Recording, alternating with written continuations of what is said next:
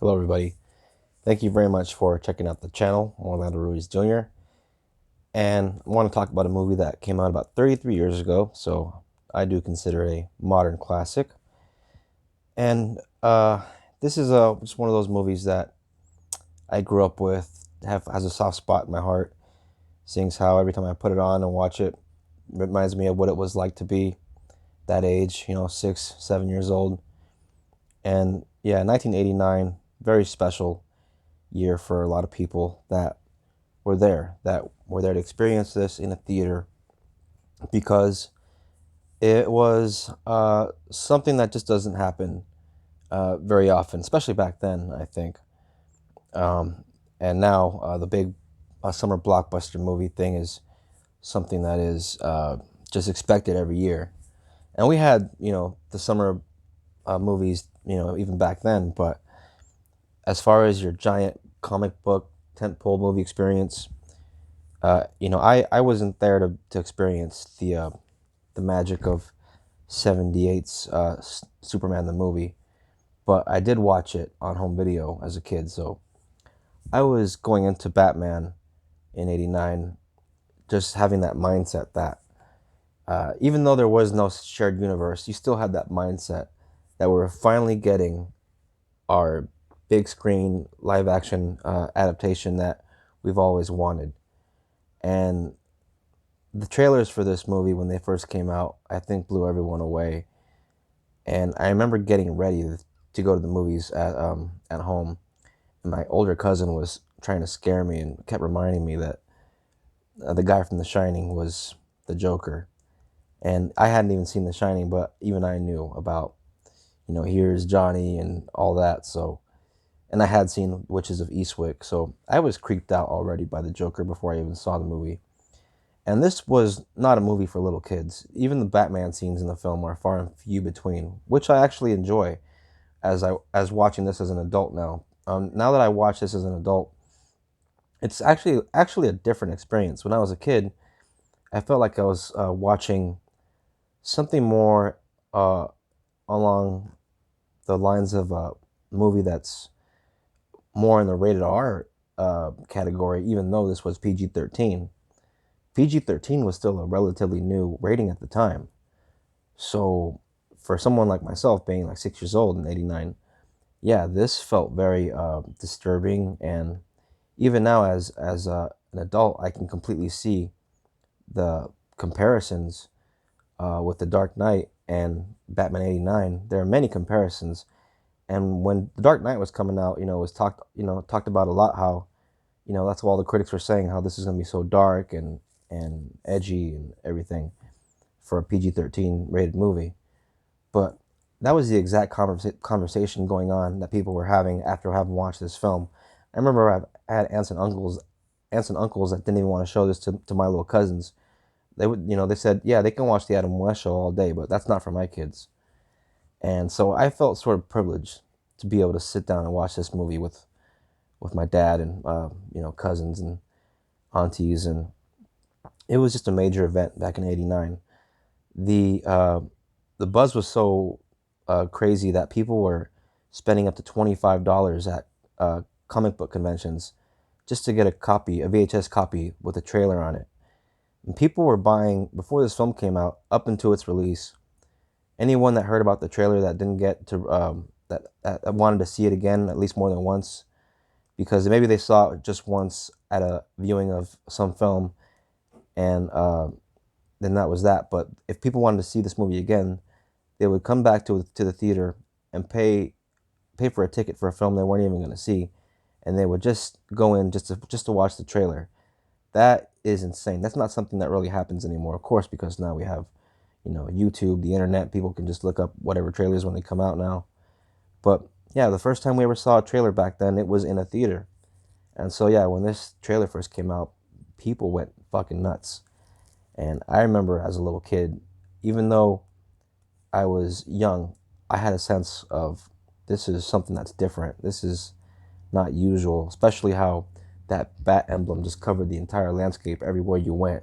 It was on the sides of buildings, posters everywhere, bus stops, billboards, uh, The uh, convenience stores, the 7-Elevens back then, you could still uh, get a couple of comics at the store back in the day. They had those racks, and so yeah, the whole comic book community, I think, was just very much into it. Considering this was 1989, it was the 50th anniversary of Batman in the comics, so it was just the perfect time. Perfect. Just everything. Just the stars seemed to align for this film. And then the movie comes out, and I'm gonna talk spoilers. So if you haven't seen this film, yeah, I believe all the first four Batman films are on Hulu right now. But yeah, this movie had its fans, and there were those that were divided by it. Some people didn't like that Tim Burton had Jack Nicholson be the murderer of Thomas and Martha Wayne.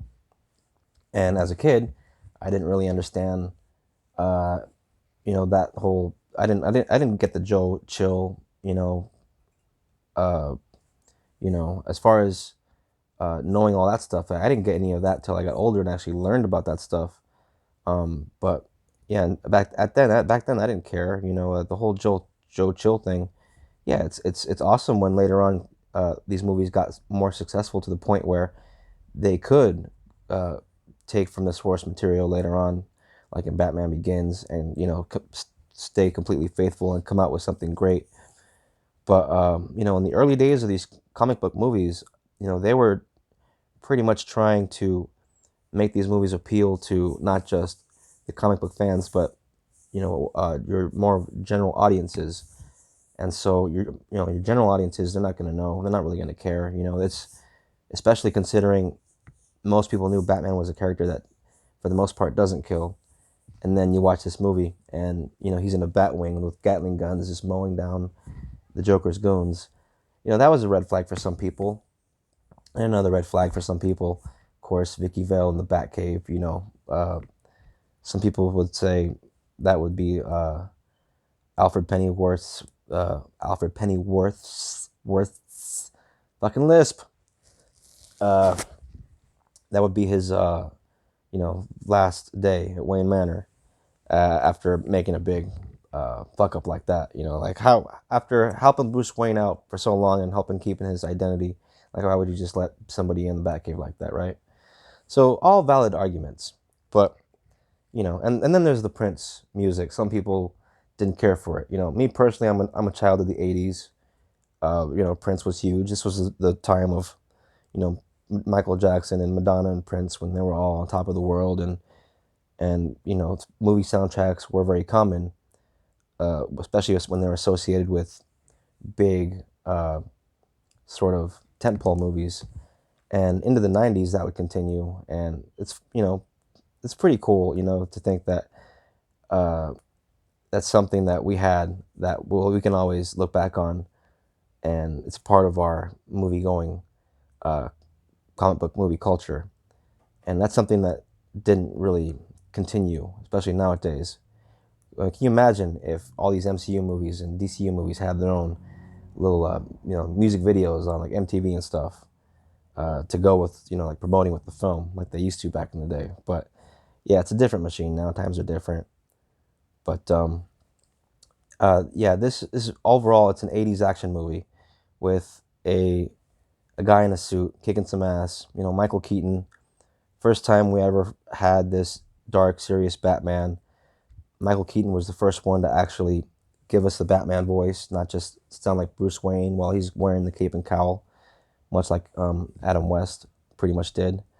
And I love that '60s show. I watched it I still watch it actually. I have it on Blu-ray. We watch it every now and then because I love it so much. But I watched it up until the release of this movie, and watching this movie, I saw so many callbacks to that show, so many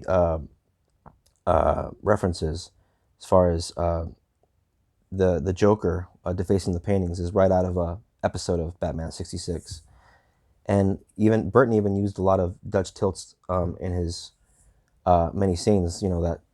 Those sort of famous Dutch tilt angles that Batman '66 was known for. So, uh, you know, The even though Batman 66 had been gone for a bit, it's still, it was so ingrained uh in the Batman lore that even Burton couldn't sort of escape it and had to pay homage to it somewhat. And because of that, the movie does have a great balance, I think, of light and dark. And some people feel that he went a little too far, a little too much Burton with his second film, even though I love the hell out of Batman Returns. And I love even all the over the top stuff. The fact that he made that not just a Batman movie, but more of a Tim Burton movie. For me, I think all that really works for the material. It's Gotham. He's a gothic type of artist, and this movie had so many great people work on it in the production design department. May he rest in peace, Anton Furst. His Gotham City is one of my favorite all-time movie worlds, and Danny Elfman's score is one of the greatest action movie scores, comic book movie scores ever. The theme was so iconic, it made its way into not just Batman the Animated Series, which wouldn't have happened if it wasn't for the success of the Burton films, but it even made its way into 2017's Justice League. Too bad it had to be in such a shitty movie, and thank God we got the Snyder cut. After that, but I enjoy all the incarnations, all the live action versions of Batman. To tell you the truth, there isn't one that I don't enjoy. It's just some I like more than others. Love the Nolan films. I even love what Zack Snyder and Ben Affleck have done with Batman. But my own personal favorite, my first Batman, was Michael Keaton. Even though technically I should say it's Adam West because he was the one I was introduced to first. But the one that really blew me away and made me feel like that's Batman, the one that would put on that suit, and I just thought, if this was something that was really going on, if I was to look outside, like if I was to picture Batman outside out in the real world doing some Batman shit on the side of a building, Keaton in that suit is the one I pictured every time as a kid. And that Batmobile is it's always going to be my favorite. It's got that classic, uh, just that black sleek look. This perfect design as far as having the arsenal, but still looking cool, still looking intimidating, and of course, what a great supporting cast this movie had. Billy D. Williams as Harvey Dent. It's so sad that we didn't get to see him come back to play Two Face, but still, it's awesome that he got to be in this film. This movie has a few Star Wars Episode 4 alumni. Uh, we have Harvey Dent, of course, who was Episode 5 and 6, but Porkins, who is Eckhart, the fat corrupt cop who gets taken out by Jack Napier. Yeah, that was Porkins, one of the X-wing fighters, and another one of the X-wing fighters is in this film. Beginning of the film, there's a couple and their son that get mugged by a couple of guys in an alley, and the dad was actually Biggs, Luke's childhood friend from Tatooine. So yeah, a few Star Wars connections in this film. Um, some of the special effects, if you want to compare it to the movies of nowadays, may seem dated, but go ahead and compare this movie to, which is more appropriate to, compare it to the films that were coming out around this time, and you'll see this has some of the best special effects, which is why it was, I think it was nominated, maybe even won. I'm not sure. I'm pretty sure it won. I think for production design. Um, but yeah, it could have been not. I'm not sure to be honest. But do your fucking research, Orlando. Fuck, I know everything about this film. I'm surprised I don't know that. No, but yeah, visual effects. I'm sure it was nominated though. That was the same year. Like I think Little Mermaid and Honey I Shrunk the Kids came out. So I can't remember what exactly won. Um, but yeah, Indiana Jones and the Last Crusade. That's a possibility. Could have won that one. But going off on a tangent, '89 was a great year for movies. Period. A lot of great summer movies that year, and Batman was, uh, yeah, it was one of those experiences I'll never forget. I still remember it to this day. The moment that bat emblem showed up in the on the moon when he flies the bat wing and lands up with the moon up in the sky, and right before he starts going down and on his way back to the bad guys. Yeah, that was a moment where the whole crowd just went crazy, went nuts, and just one of those all-time great experiences I'll never forget. So people, check this out. It's on Hulu, and if you haven't seen it, yeah, it's about time. It's Batman. It's 1989. It's a classic, and if you want to get yourself a hard copy, there it is. That's the Blu-ray. I gotta get going. The kids are getting noisy. Before I know it, I'm gonna start yelling over them. So check out the next one. Peace out. Like, subscribe, comment, share, and until next time, God bless.